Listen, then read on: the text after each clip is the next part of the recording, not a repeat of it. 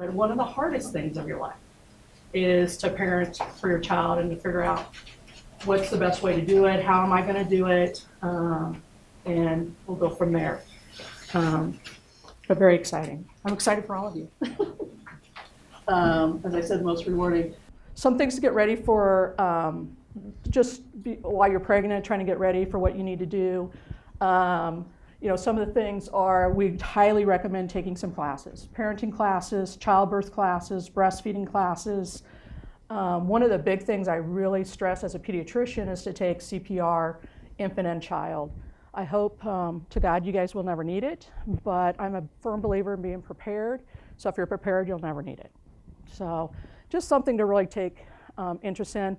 All the hospitals in town have the childbirth classes, the breastfeeding classes. You just need to talk to your OB, talk to the hospital that you'll be delivering at, and they can direct you towards those. But it's always nice. It's like driving to someplace for the first time.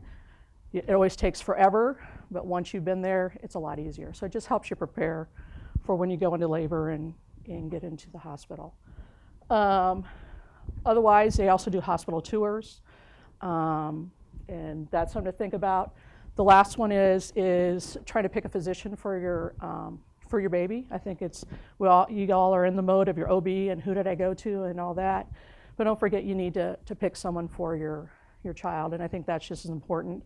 We recommend get to know you visits, which is, I don't know of anybody that doesn't do them, but you call, it's usually 15, 20-minute visit just to get to know the person. Do we have the right, same personalities? You want to look at location, you want to look at hours, are they board certified? Whatever criteria you guys think you would like to have in a physician for your child. So that's something to think about. Another big thing, I know the babies are a ways away, but daycares fill up very quickly for infants. It has to do with the ratios they can have per teachers. It's very standardized in the state of Nebraska. So the first thing you think about, are we going to do daycare or are we not? If we are going to do daycare, is it a large daycare or is it an in-home daycare, or are we going to have a nanny, or are we going to have a family member or whatever? Just like I said, if it's a more privatized daycare, you just need to start looking because they can have 6-month waiting lists. And so what I always tell people, use your gut feeling. If you go in there and you just don't feel comfortable, don't go. Don't go, because you'll never feel well leaving your child off through those doors. Highly recommend that they are, state certified, CPR trained, and check your ratios. It's usually 8, I'm sorry, I do not remember. It's either 4 or 6 to 1 for infants. But talk to friends, it's what? 4. Thank you. Talk to your friends, talk to your colleagues, talk to people at church. There's many different ways to find out who they're going to, who they like, that type of thing. So that's something to think about. Oh, the one last thing with location, this is just kind of, I'll throw in some of my own personal tidbits here. People tend to get daycares, if you're going big, by their house. Have it by your work, because then you can get there a lot quicker. Where if it's by your house and you work downtown, you got to drive all the way back home to take them all to the physician, to take them back home, to get them back to work. My own personal opinion, it's kind of sometimes nice to have it by work so you don't have so much driving to do. Baby supplies. New cribs are obviously the newest, biggest. They're as safety proof as we can get them. One of the big new changes is not to have them to come down on the sides. They need to be fastened on the sides. We do not mattress needs to be firm. There's something called the pop can test for grandmas and grandpas who have cribs. If you can take a pop can and put it between the slats, they're too far apart. As my own mother told me, well, you guys are all alive. Well, sometimes that's not some people's, she argues with me, I'm a pediatrician, but that's not what happened for some people, and that's why they have been moved closer together. If it's an old one, you got to be very careful about paint, chips, and that type of thing. So just really look into that. Is there one better than the other? I leave that up to you guys. Consumer Report, all that. You need a car seat. Do you do a car seat stroller? Do you just do a car seat? That's totally personal preference. I highly recommend when you get the car seat, you try it out in your car Very easy to get the seat out of the base in your living room because you have all the angles to do it. But when you get in a car, I've actually had people not be able to get it out and try to get their baby home. And you can't leave the hospital without the baby in the car seat. And that's not very fun. So that's just another little personal tip. Try that out. Seating wise for your car, the middle of the car. So if you have a 2-seat car, that's back middle. If you have a 3-seat or 4-seat, it's the middle of the middle, because you want as much car around them as you can get. If you can't fit them in the middle, it's right back. It's the least hit spot on a car. The most hit spot, unfortunately, is driver's side front. So we're just trying to get as much, like I said, car around that child as possible. To fit your car seats, Safety Council, Children's Hospital has a car seat check, and so there's a lot of places you can go to get those car seats checked out in your car to make sure they're fit appropriately, and that's very important. If they're not put in right, you can have problems. So the other thing is we highly recommend not getting car seats that have been in car wrecks. So used car seats you got to be very careful of because it loosens the metal, it loosens the nuts, bolts. So you guys just keep that in mind as you're out there. If you have a family member, know what it's been through, fine, but garage sales, I don't know. That's a choice you guys have to make. So the feeding, the bathing, I mean, most people know that. We usually recommend non-scented, non-colored lotions and bath stuff. Everybody wants them to smell like a baby, but if your baby has sensitive skin, they'll get breakout rashes and that. So just keep that in mind as you're trying to pick stuff out. And then, breastfeed, bottle feed, we'll go into that in just a little bit. Oh, and the last point is, just because it's expensive does not mean it's the best. So that goes with anything, clothes, shoes, everything for your child. So you can spend $100, but you can also spend $30 and get just about the same thing. So getting ready for the hospital. Obviously, everybody's excited, so you kind of want to be ready or planned ready just a little bit beforehand. Obviously, you guys have been talking to OBs. Most women deliver after 37 weeks. So I say at least, starting around 35, 36 weeks, if you can just start in your mind or trying to find all the things you want to take to the hospital. Don't forget you're going to need clothes for after you deliver. And so if you want to bring them with, you can, or if you want dad to bring them, after you delivered that, you can do that also. Usually want them, if moms, you kind of want them loose fitting. You don't want them too tight, but that's obviously personal preference. With baby, obviously car seat, but do you want a special outfit to take a picture in? Did dad have an outfit he wore and you want, that type thing? Find it now because you're not going to find it the day before. You know how that goes. And then big one in this day and age of videos and cameras and everything. Go ahead and bring them, great. Do not forget to charge them, and do not forget to charge the batteries if it's an individualized camera, video camera. I've seen that happen a lot too, and but anymore with iPads and phones and stuff, you can get some pretty decent pictures, but nothing worse than having your battery run out.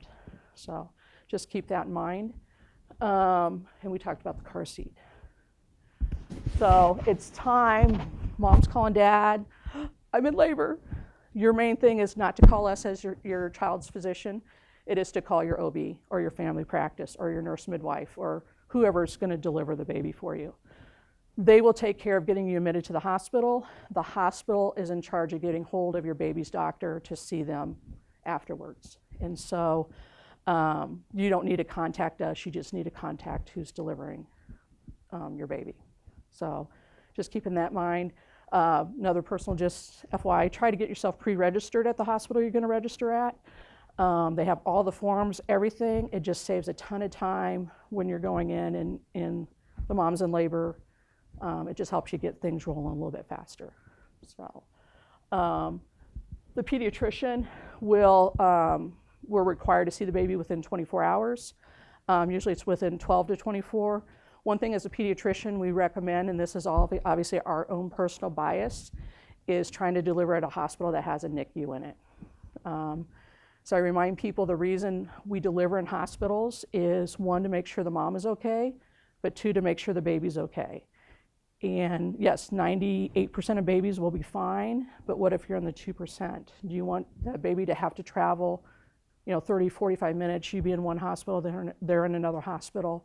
Just something to think about when you're choosing. But like I said, that's obviously very much a pediatrician. We've seen all the scenarios, and so that's our own personal bias on that. Omaha has great neonatologists, absolutely fabulous. 2 different groups, but they're all fabulous. So you can't go wrong with what NICU you're going to, in my personal opinion. So hopefully you won't need it, but just FYI. After the baby's born, there is a 4-hour period when the baby is very, very alert. And that is, the bonding time for that is just, you'll never forget it. But there are certain things that they have to do, obviously, to make sure the baby's okay. They'll dry them, they'll section out the mouth and the nose. After the baby's born, they'll dry them off, check vitals, make sure they're warming up, that type thing. Usually they try to give them to mom and dad before they go do some of that. Obviously, if they're crying, they can do that, but there's concern. Obviously, the health of the baby is the most important right away. There are certain things that we do. One is obviously check the vitals, check a sugar to make sure babies are in there straining as hard as you guys are to get them out. They've actually shown they're straining as hard to get out. So they can have low sugars when they come out, so they do check that to make sure they're okay with that. They give a vitamin K shot, and that is because some babies are born with very low vitamin K levels, and if you don't give it, they'll hemorrhage. They'll have brain hemorrhage. They can hemorrhage after circumcisions, so we just standardly give that. There's some eye ointment, and it has to do with some eye infections that they could potentially get, and it's basically gotten rid of blindness from eye infections since we started doing that. So I always remind my patients is there's a lot of things that we do, and people are like, well, we don't see that anymore, particularly with immunizations, which I'm not going to get into today. But the reason we don't see them is because of what we do. We don't see the hemorrhaging because we give the vitamin K. We don't see the blindness from the eye infection because we give the eye drops or the eye ointment. And so sometimes you're like, well, I don't know why we're doing that, but that is why, and that's why we don't see it anymore. The other one is hepatitis B, the most common cause of eventually liver cancer, chronic hepatitis. The problem is if the mom or the dad have it and don't know it yet, which is very common, they can pass it on to the baby can have it, and it's a very devastating disease long term. So that's why we start the hepatitis B in the office or in the hospital. The other one is they're going to ask moms and actually dads both, have you updated your tetanus shot? Your tetanus includes whooping cough in it now, and that's one of the most important reasons we want you guys to get that. Whooping cough or pertussis in an adult gives you the 100-day cough, is what we call it. In a baby, it can be devastating. And so we like, obviously, all of you to be updated on that immunization if you can be. Any pharmacy gives them any more, Walgreens, CVS, talk to your doctor. I mean, there's plenty of places to go get it. And for, I don't know what the cost is, it's less than, I know it's less than 100, but I don't even think it's close to that. You can potentially save your child. So something to think about. And then, like I said, the first 4 hours is fine. Then they crash for 20 hours. I'll just pre-warn you. And then they're up. And then they want to nurse all the time, or they want to eat all the time. So there's that. Like I said, the bonding is very important. You can talk to them, hold them, touch them. I'm a firm believer you cannot spoil them in the first 2 months of age. So if you want to hold them 24/7, which is hard to do, but it can be done, you're more than welcome to do it. Just if you're getting ready to go to sleep, though, we please recommend putting them down, putting them into the bassinet, putting them in the crib. 1 is we don't want you to roll on them. 2, we don't want you to drop them.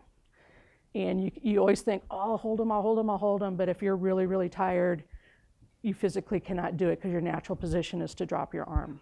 So just if you could please do that, that would be great. But yeah, hold them as much as you can. And just with any visitor, we prefer people not to be ill. Blame it on us. Oh, my pediatrician told me, no, we can't have you in. It takes you guys out of the equation. But everybody needs to wash their hands. I cannot tell you how important that is. So keep that in mind. And then we always sleep when the baby sleeps, which is hard to do sometimes, but it is for real. So that's, if you can try, do the best you can. The next big thing is breast milk or formula.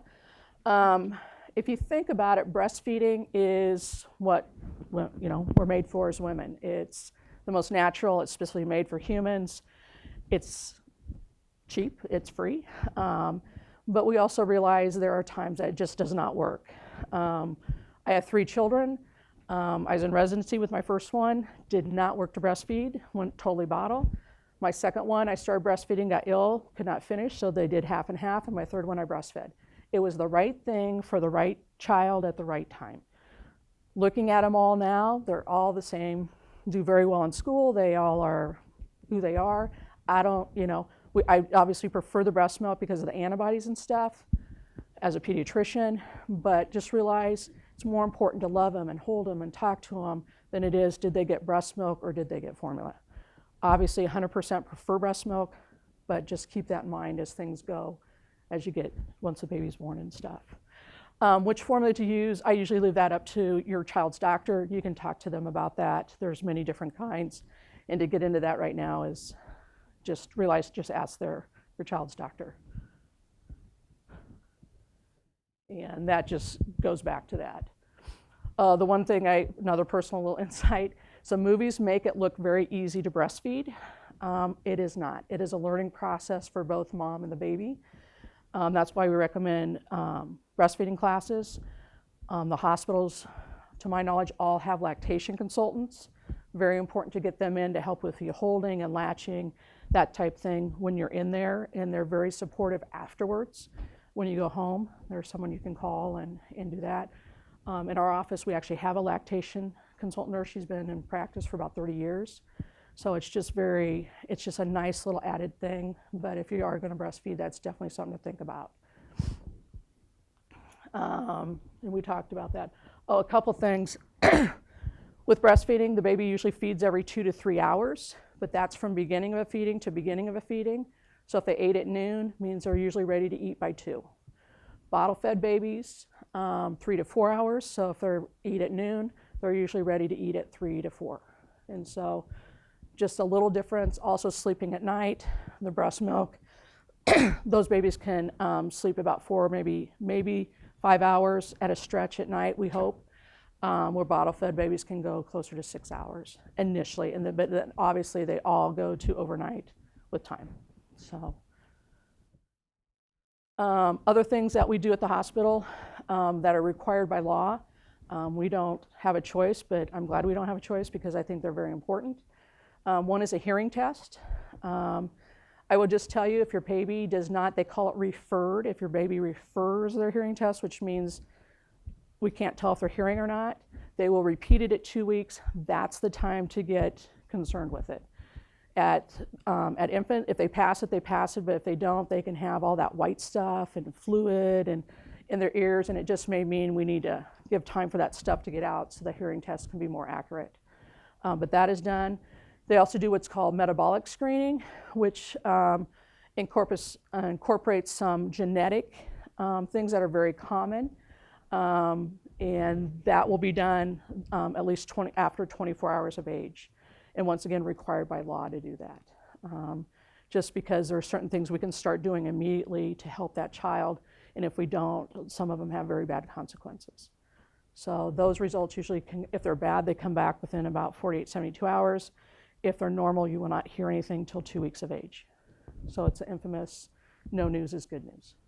So, and we literally don't. We get a phone call if it's bad, we get nothing but a piece of paper at 2 weeks if it's okay. So they're very on it if something is abnormal. All babies lose weight after they're born. If you think about it, they're in water for 9 months. You put a sponge in a bucket, you pull it out, it just drips water because it has too much water in it. Same thing with babies. They can lose up to 10% of their body weight in the first 48 hours. And so that's just something we're keeping a watch on. The other one is jaundice, which is yellowing of the skin. Jaundice has to do with you're born with too many red cells because as a baby you're stealing that oxygen from mom. And they quickly start dying off. 2, your liver isn't working quite as well as it should be. And you just get to build up of what's called bilirubin. that bilirubin will eventually be pooped out and peed out. It's what makes your poop and urine look yellow. And so that can get high around 4 to 5 days and then goes down. And if they are jaundiced enough, your baby's doctor will talk to you about that. The initial test is usually just a skin test. They take a probe and just touch the skin. If it's high enough, they will do a blood test with that. So that's just something we're watching, and that's what we're watching also in the first, like I said, 3 to 5 days. Circumcision, we were just talking about ultrasounds. Ultrasounds in this day and age with 3D ultrasound, you're like, well, how can it be wrong? They are still occasionally wrong. So if you think you're having a girl, take the 10 minutes to discuss, are we going to circumcise our child, our boy? Reasons to circumcise, there are some potential health reasons, but it's much better in this day and age. In the United States, we don't have to worry about it. We were very cleanly. We've got very good hygiene, and so the health reasons are kind of going down, so there's debate on whether to do it or not. Other reasons, there's religious reasons to do it, and then there's social reasons to do it.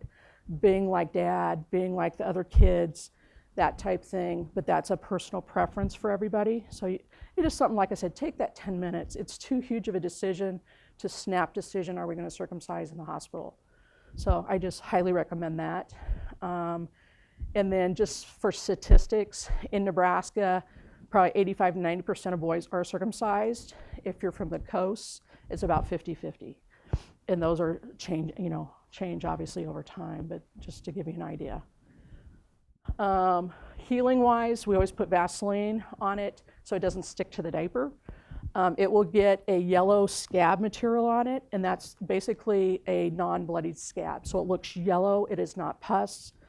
If it is infected, I've only seen one ever infected in 25 years. When it's infected, it looks infected. It's very swollen, it looks nasty. This is more of just a coating like it's a scab, and it will be yellow, and it takes about a week for that to heal. So, okay. The other one is avoid wipes. You can imagine there's alcohol in wipes, and you put it on an open wound. You can kind of see why we don't recommend wipes. For my son, I would take the wipe, rinse it out in warm water. One, it warmed it up. Two, it got rid of all that stuff. And then you still had something to kind of dab it to clean it if you needed to, say some stool got up there or something. Or the other one I do is just put them underneath the sink and let the water run. So just kind of clean it off that way. And then obviously pat dry and put your Vaseline on. Jaundice, we talked about. Biggest one, it is very common, 1 in 3 babies, but of that 30% of babies who have jaundice, only about maybe 85-90% do we actually have to do something about. And I'll let the baby's physician talk to you about that if that comes to that. You're home, you're panicking, going, I can't believe we just did this. Now what do I do? Where's the nurses?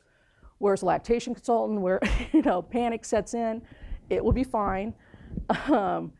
Just remember, you can always call people, call friends, call grandparents, call the lactation nurse if you need to. There's always someone out there that is willing to help you, okay?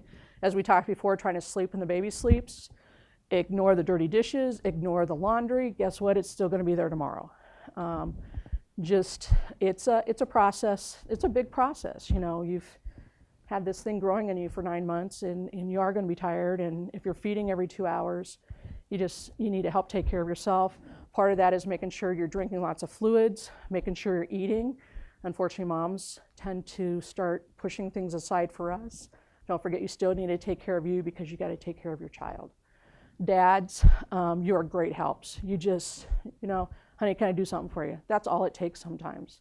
And she may say no, but she may say yes. And that is just, those little words just make the difference.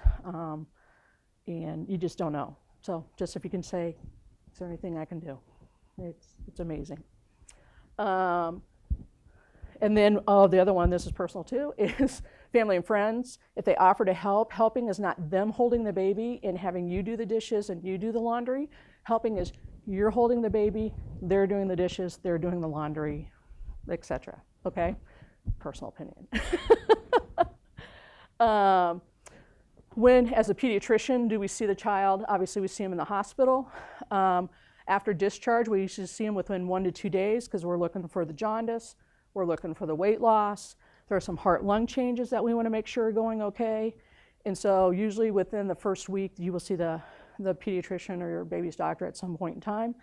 We then see him again at 2 weeks of age, same thing, weight, color, and there's some heart-lung changes that we're looking for.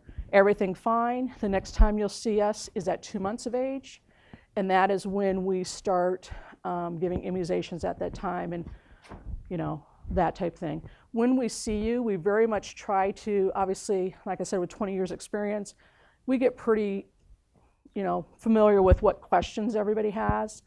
And so we try to answer those questions for you. We try to anticipate what you're going to ask, but do not forget to ask questions. Very, very important. I have my patients come in. I've been educated this year. I used to say, write it in your checkbook. No one has checkbooks anymore. Put it on your iPad, your iPhone. That was my neighbor's son that told me that. So he came in with his child. But bring them in. I'm a firm believer. I want to make sure I answer your questions, because nothing's worse than being a mom, dad, sitting at home and worried there's something wrong with your child, because you won't sleep, you'll feel ill. So ask. That's what we're here for. And so that's what I have my patients do, everything. And I just had mom today. She brought her, okay, you've answered that, you've answered that. Oh, but by the way, what about this? Like I said, that's what we're there for. I also tell my patients, we all do it. I do it with my own doctor. You forget something, you get home, you're like, oh, I forgot to ask something. Give us a call. Like I said, that's what we're there for, because we want you to enjoy your child, not sit and worry that something's going on. So just always remember that. The other one is, there is no silly question. If you've asked it once and you forgot because of pregnancy brain or stress brain or whatever, ask again. We know you'll forget 50% of what we have to say. Don't hesitate to re-ask. So, okay? So we get into normal baby stuff, the stuff that kind of freaks us out sometimes. Peeing and pooping, all babies pee and poop. They can, once they get going initially, they'll only pee about 3, maybe 5 times a day. As they get going, usually after 2-3 days, it can be 10 to 12 times a day. Basically every time you change them, they can be wet. Stooling-wise varies greatly among child, what mom's eating, what formula they're on. And on average for breastfeeding, you can go once every, you can go 10 times a day or once every 10 days. I mean, there's a huge range in how often a breastfed baby can go. Well, usually once if they start getting towards a week, you just need to let your doctor know though. But just realize 10 a day to once every 10 days. I mean, that's a huge, huge range. Formula babies tend to go maybe once, maybe twice a day or once every other day. So there is a difference. Stools are usually initially that black tarry stuff. Then we go to what we call transition stools, which are like an evergreen to brown. And then they're usually yellow seedy. A lot of times you feel like you can just hold it in your hands like a yellow pea soup with little yellow cottage cheese in it. And that's usually a normal stool. So volume-wise too varies among the child and all that. Constipation is not the baby straining to have a stool. Constipation is you got firm rabbit pellet stools coming out. That is constipation. If they're straining to have a stool, that is normal. Grunt, groan, red in the face, purple in the face. Normal, normal, normal. They have no abdominal wall strength to create pressure to get it out. So they're using every muscle in their body to try to push it out. And it can be pretty dramatic. What I tell people with, they'll come in, they say, I think they're constipated. Well, if the stool is already soft, the way we treat constipation is to make the stool softer. Well, if it's already soft, I can't make it any softer. So you can talk to your baby's doctor about some tricks we can do to try to help that come out. Bicycling the legs, gently pushing the knees into the abdomen. Basic thing of just changing the diaper, wipe the rectum, and sometimes that'll just get it to come out. So like I said, those are very, very normal. Bathing, it just really depends on one, the child, the type of skin they have. 2, what time of year it is. In the winter, we talk about every 3 days, maybe every 4 days. Summer, we talk about every 2 to 3 days. You just have to judge your child. And sometimes it's, well, I just gave him a bath yesterday, but today I've got stool from here to here to here to here. Yes, you give them another bath, but maybe you don't use the soap, or you just clean them up. I mean, you're just going to have to decide. But in general, they have no oils on their skin, so they dry out very quickly. So they definitely cannot take baths as quickly as we do. So Umbilical cord, we no longer, you guys are probably young enough, we no longer put on purple dye on the cord. We just let it dry to air, and it falls off within a week usually. On occasion, it takes a couple weeks. You still need to clean around the cord and dry it out because it is tissue that's going bad. But usually you just leave it be and it'll fall off on its own. So remember, it's also a blood vessel, so it will bleed a little bit as it falls off, but it shouldn't gush. It shouldn't just bleed and, you know, like, oh my God, I can't get it to stop. That's totally different. It's usually, oh, I got a little bit on the shirt, I got a little bit on the diaper. But if it's gushing, it's an emergency. You need to let somebody know. Trimming nails is always a big thing. They will not do it in the hospital. I'll just pre-warn you. You do the best you can. One recommendation I always give my patients is obviously make sure your fingernails are clean, make sure your hands are clean. You gently push on the skin to get it off the nail, because when they're born, the nails are attached to the skin. You'll see a nice line of where you need to trim it. You can use a baby trimmers, or a lot of people just kind of peel it because it is so soft. I do not recommend biting them with your teeth, which a lot of people do, because I've seen a lot of infections. So just do that. If you do happen to clip their skin while you're trimming them, I've done it. It will bleed a lot, I will tell you, and as a parent, you kind of go, you know, but it will stop. They usually don't even know it happened. But it can happen. So clean and dry and do that. Yes, I am a mom and I do panic on my own children. So things that they do that we get lots of questions on. Hiccuping's normal, and you know that because they're hiccuping inside of you. I don't know if everybody's had that happen, but very common. Sneezing is very common. They come out and there's a lot of dust and perfumes and pollens that they're not used to. They're in a sterile environment, so they're trying to sneeze those out. So that's very common. So if your baby sneezes a lot and you wear some cologne or body spray or something, just, you might think, maybe see if they do without, just to see if that will help with that a little bit. Obviously, if you're cleaning the house, you're going to stir up dust, they probably will sneeze more. Coughing is a whole different subject. That one you need to let your physician know. Sneezing, coughing, hiccuping, coughing is the one you need to let us know about. As we talked about, their fingernails do grow. No, toenails don't grow as much, so usually you don't have to clip those as much. Breathing, they will sound like Darth Vader. They will make the most god-awful noises you've ever heard in your life. You're like, oh my God, what's wrong? That's just some of what they do.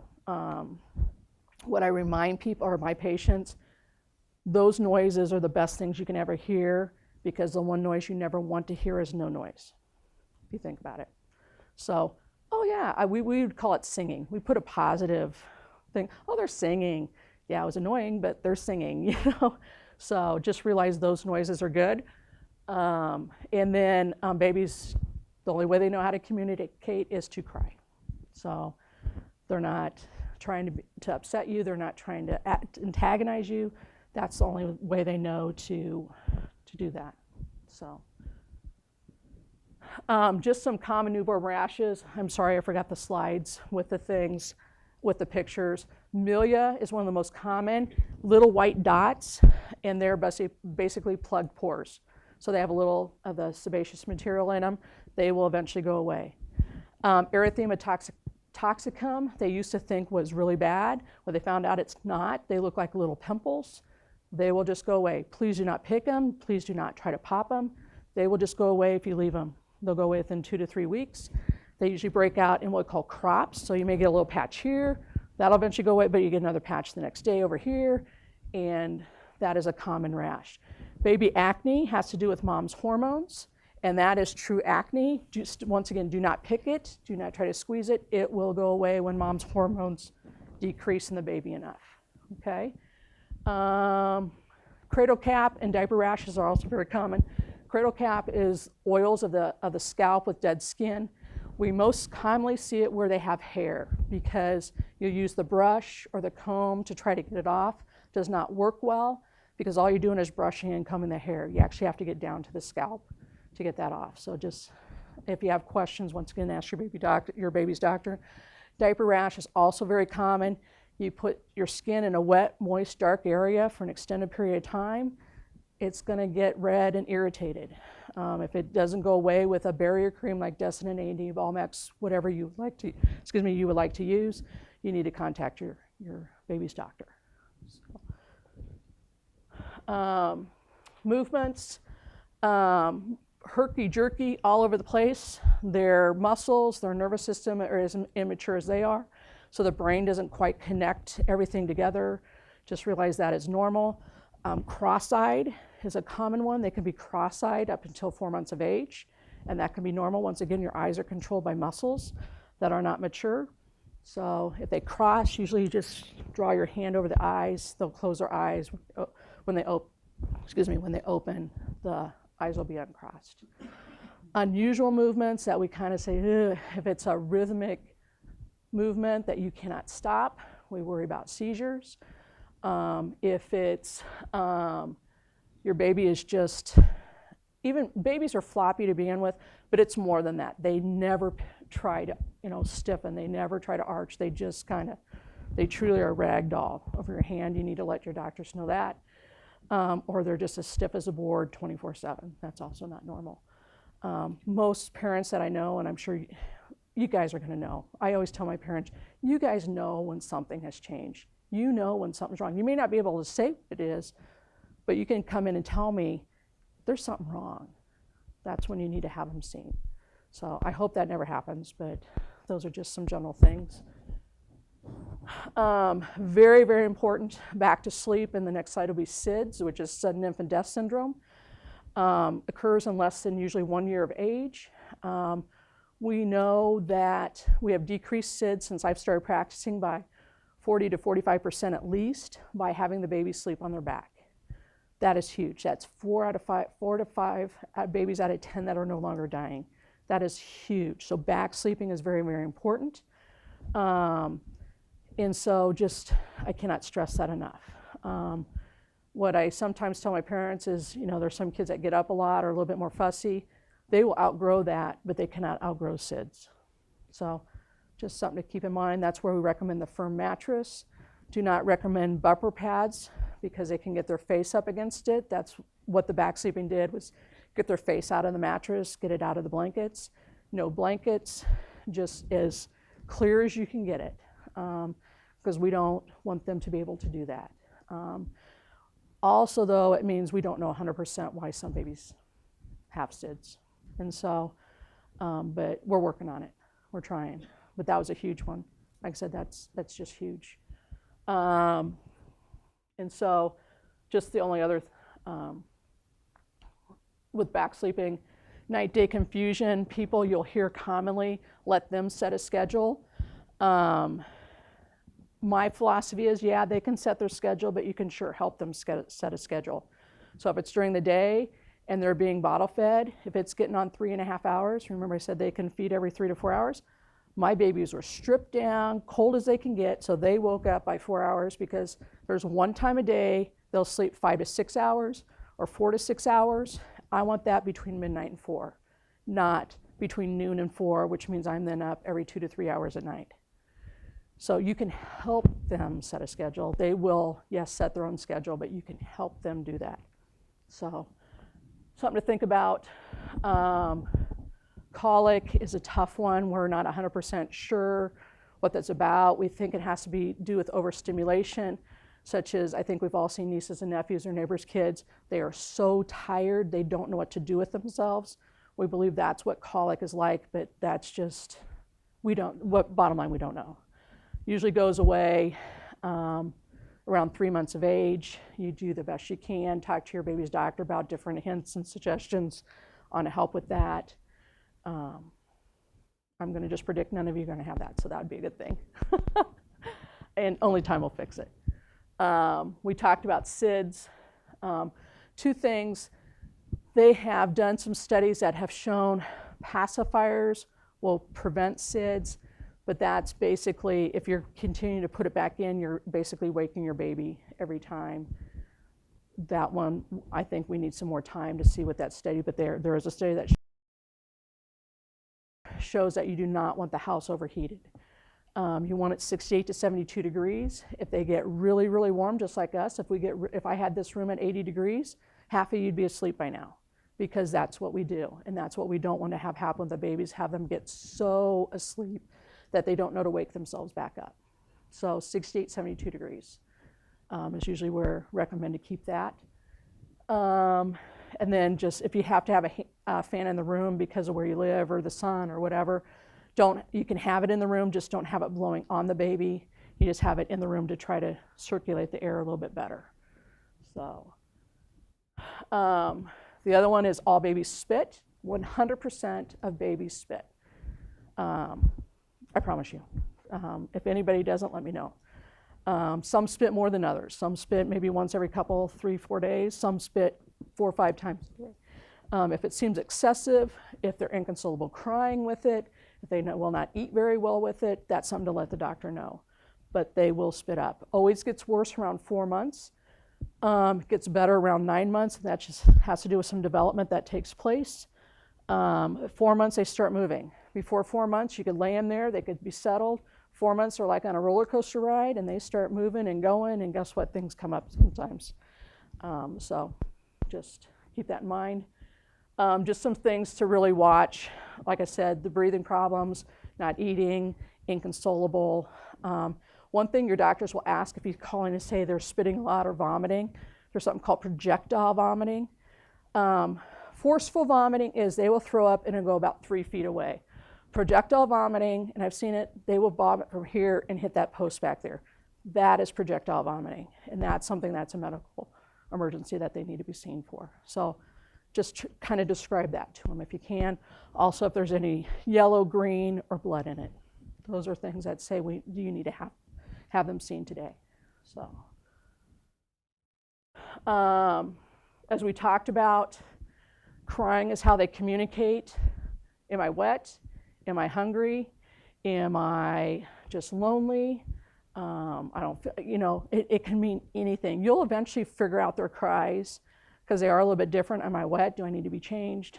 Am I too hot? Am I too cold?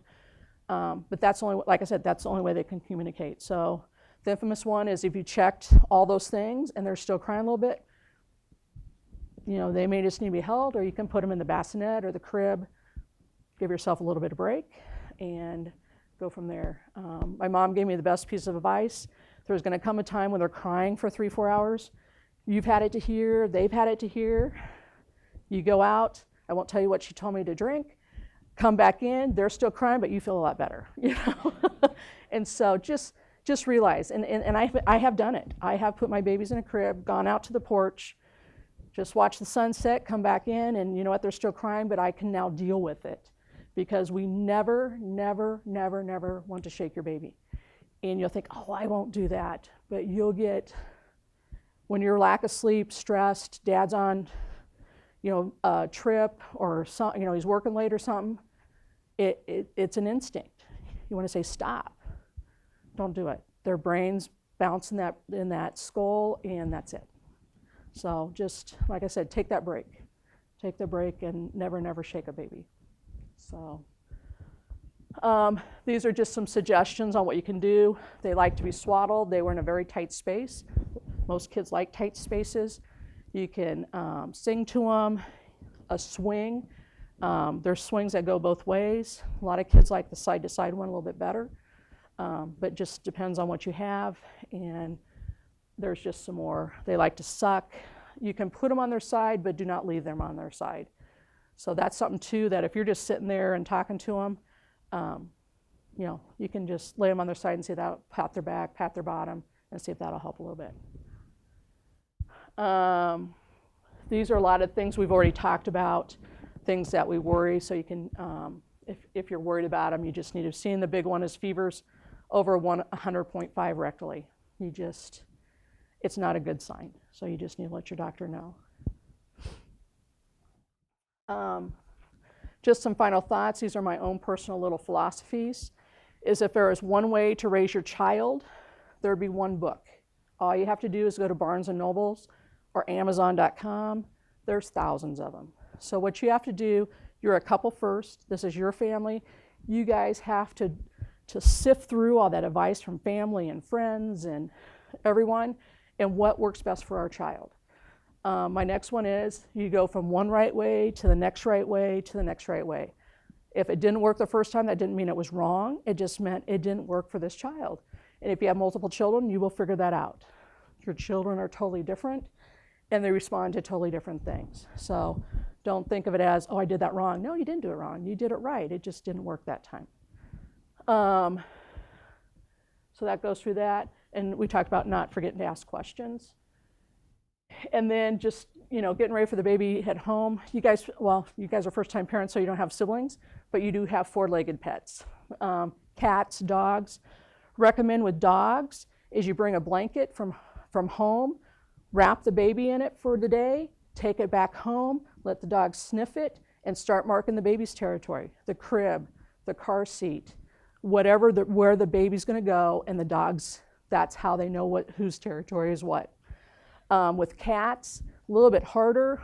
Highly, highly, highly recommend you never leave a cat in the same room as a sleeping child.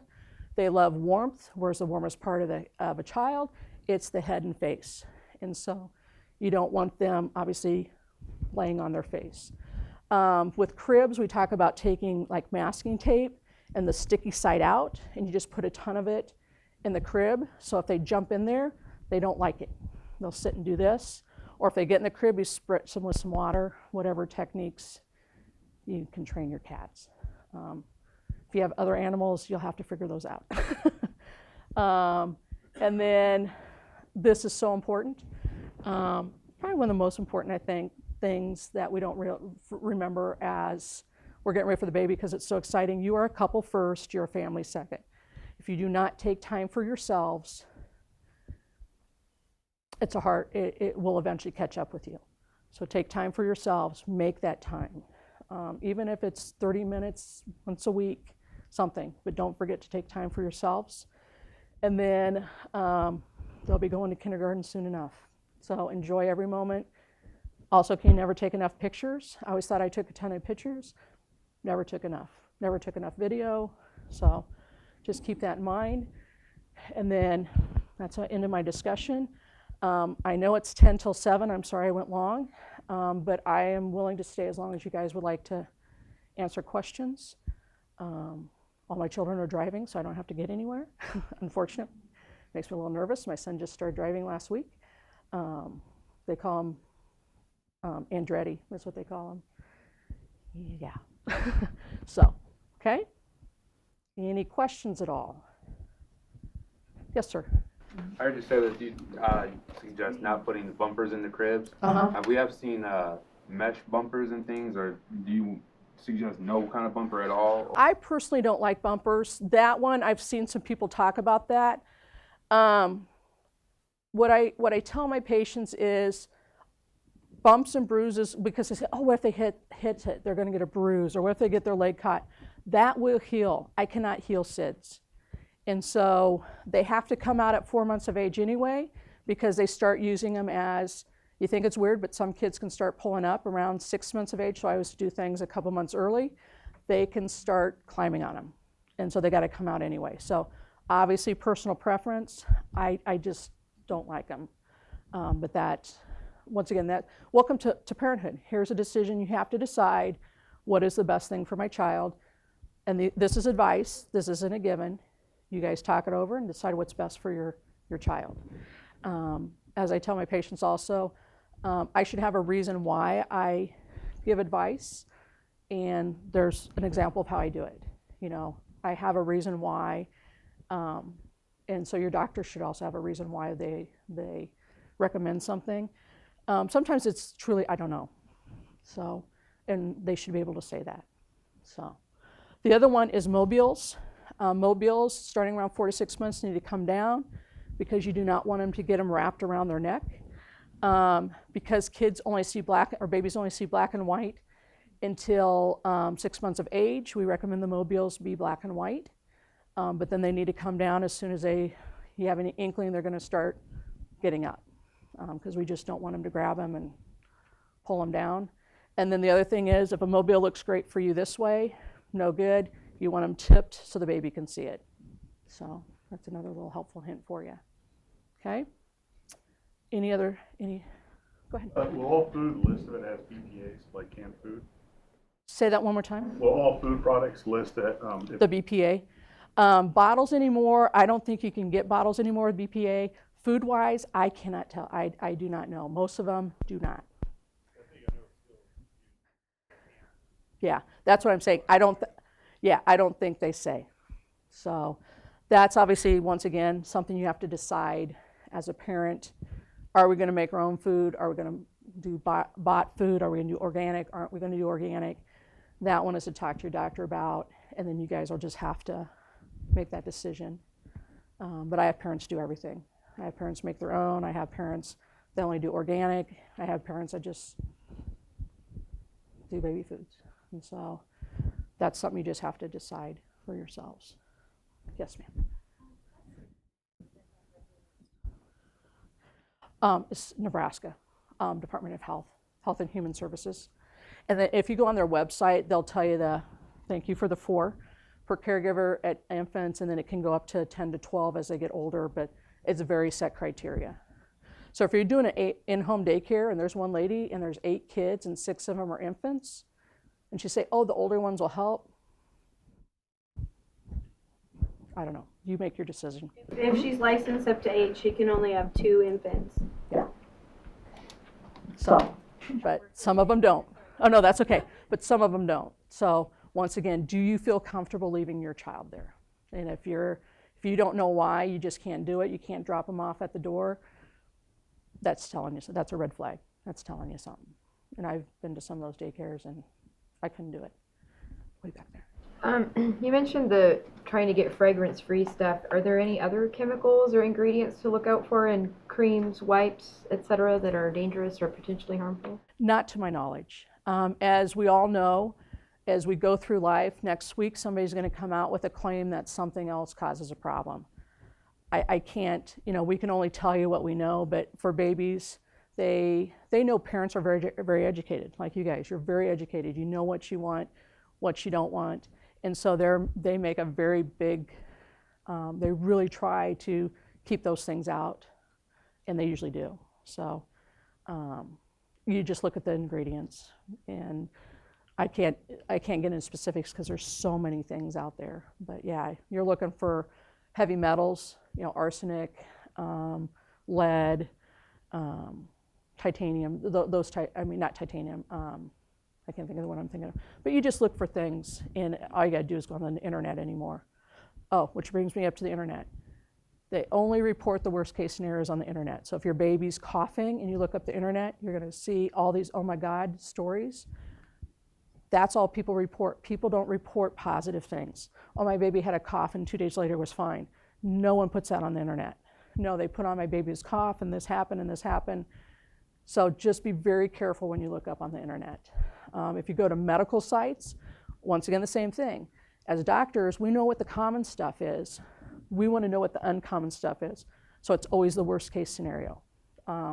So you just got to be very, very cautious when you do that. The other one we see a lot is you think you're looking up what you should be looking up, and you look up something that you don't realize is different than what your baby actually has. So a lot of good information, a lot of so-so information. The last thing with that is with if it's someone's blog, if it's someone's personal website, do not trust it. You have no clue who those people are. You need to go to the CDC website, the American Academy of Pediatrics website, very highly researched, highly educated websites for your stuff. Mayo Clinic, there's a ton of them out there. eMedicine is usually pretty good. WebMD, there's a lot of good ones. But if it's someone's personal story, take it for what it is. It's a personal story. So, yes, ma'am. I've heard a lot about, especially toys from China, having lead-based paint. Is there any way to check at home, or what's the best way to avoid recalls like that? I think you can go to, there's a lead department at Douglas County. So call the Douglas County main line, ask for the lead department. I would ask them if you have concerns. Unfortunately, coming out of China, we'll just leave it at that. Yeah. yeah, they don't care about us. So, once again, here's a decision you guys have to make as a parent. What do I get for my child? But anyway, I saw another hand. I was going to ask if there was like a difference when having multiples or when you bring them home to have them sleep together in one crib. There's, in medicine, I tell people there's only 10 to 15% of what we only know 10 to 15% of what we need to know. That one, the consistent recommendation is it's fine until they really start moving, because you're going to lay them and they're going to stay. As they get older, just because of space constraint, usually you have to then separate them. But I think they like it. They'll even do that in, like for twins in the bassinets, you know, they're only about that big. They'll put both of them in the same bassinet. But obviously talk to your physician, that type thing. But yeah, they tend to like it. The other thing is if you have a really preemie baby or small baby, you know, cribs are usually this and this. And it's natural for us to lay them this way. I tell my parents to lay them this way because it makes it more cozy for them, because it's a smaller space. Instead of this big space that's cool and whatever, you get them a little bit closer, and I think they do a little bit better. But that's obviously different kids, different stuff. But yeah, very much with that. The other one, if you are having multiples, get as much help as you can. If someone offers, take it. Don't think, oh my God, I don't want them to do it. Oh, I feel so bad. No, they offer, say, I want to come watch the babies for 2 hours while you get a 2-hour nap. Take them up on it. I want to come over and cook you a meal. Oh God, thank you very much. You know, whatever. Take as much help as you can get, because it's tough. It's very tough, especially as you start getting outnumbered. Because if you have twins, dad takes one, you take one, life's okay.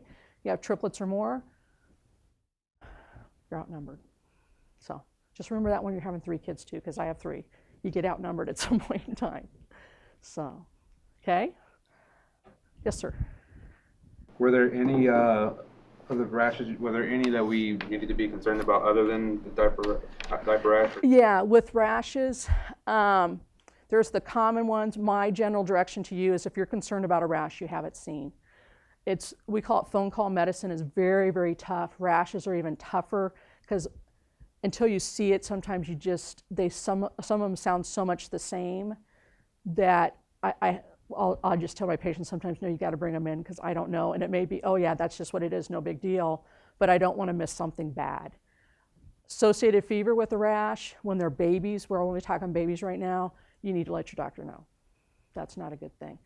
In general, growing blisters, bigger than a nickel, growing pustules, bigger than a dime, or the skin is purple. Purple means blanching is when you push on your skin, it goes white and then red again. If it doesn't blanch, you need to let your doctor know. Those are the 3 big ones. So, and I think you were going to raise your hand? Yeah, I just wondered if you had advice on a good resource or where to research, like car seats, strollers, that kind of stuff. Usually Consumer Report is usually where I go. I'm sure there's other ones. I just always had good luck with Consumer Reports. I'm not trying to push them or anything. I'm sure there's other sites, but that's the one I usually go with. You could probably also call the Safety Council and see if they have any recommendations too. They're at Interstate and I or L, somewhere over there. I thought I saw maybe a hand over here. No, maybe not. Go ahead. Now you said if you know, with the cross-eye thing, if you just close your eyes, normally it corrects itself. Is there a possibility of that being a permanent thing if you don't? Usually not. Before 4 months. Yeah, if it permanently stays there, you just need to let your doctor know. I've never seen that before 4 months. Even after 4 months, if they have a lazy eye, is what we call it. Even when you do that with a lazy eye, which means they need to see an eye doctor, it still usually resolves. But yeah, if an eye sticks in one position and never moves again, you need to let your doctor know. That's not normal. So, okay? Yes, ma'am. You said there's no like one book to read, but are there any baby books you would recommend? I like the Your Baby's First Year is a decent one. There's a lot of them, but that's if you just want one, that's the What to Expect series. There's one about from the American Academy of Pediatrics. What I tell people is just read the part that's pertinent at the time, because otherwise you'll get overwhelmed and you'll quit reading it. So try, if they're 2 months, try to read ahead to 4 months. If they're 4 months, read to 6 months. Always remember there's this huge, huge range of where kids fall. You know, so the infamous one is, I tell people, everyone expects their baby to walk and talk by a year. Average age to walk is 13 months. Average age to talk well is 20 to 22 months. So that's nowhere close to a year. But there are babies walking at 6 months. There are babies not walking to 18 months. There's babies saying 3-4 words at 9 months. There's children that don't talk very well until after 2 years of age. But when we write books or we write literature, we have to take the average to give you some idea. You know what I mean? And so that's what those are. So if your baby's not necessarily doing whatever at whatever time, don't stress. If you really have a concern, call your doctor, your baby's doctor. But otherwise, there is a huge range, just like we're all different. I mean, everybody's done something different. It doesn't mean anything, it's just how we're all made. So that's what I kind of do. Common Sense Parenting through Boys Town is actually a really good parenting class as they get a little bit older. I'm throwing that out. I shouldn't probably throw that out, but it's a very good class. We also do very good classes here at Children's. I hope you guys have enjoyed this. Okay. Anything else? Very good. Like I said, if you have any other questions, set up those get to know you visits, talk to whoever you guys decide to go with, and thank you very much. I appreciate it. Thank you. Thanks.